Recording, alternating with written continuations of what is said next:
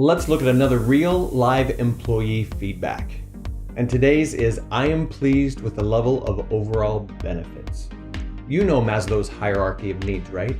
Basically says that unless you take care of the lower order things, you can't get to the higher level. You can't get to the self-actualization, the confidence that you have if you're not eating or if you don't have shelter.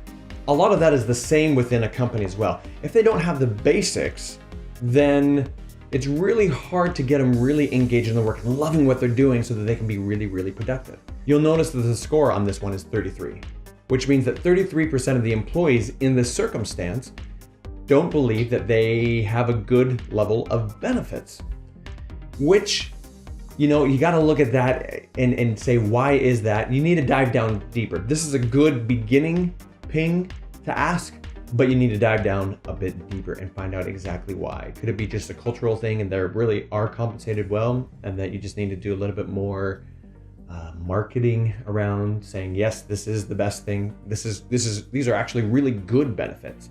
Or maybe you don't have the greatest benefits and you know it and you're okay with that. But what if you're a manager and you want to give your employees more benefits, but you really can't because it's not in your control? What do? This is a really difficult one for middle managers. What do? You just have to defend the company and say, hey, it's good enough, even though you a lot of times realize that it isn't good enough even for you.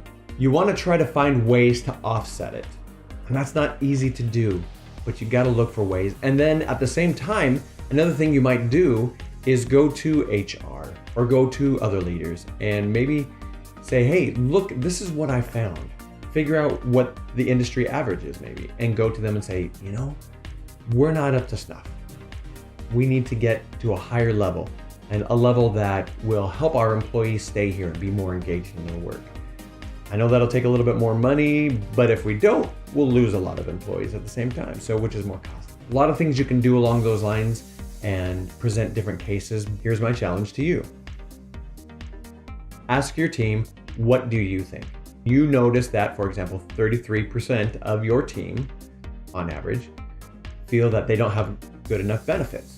And if that's true, why is that? And specifically, what is it? You may find that it's just one specific thing and that you can take care of that pretty easily. It may be multiple things which you may have to do a lot more action with, but ask them. My challenge is to always go back and ask your team how they think and feel about this. So what would you do? If you saw this score of 33, how would you, as a middle manager, help your employees?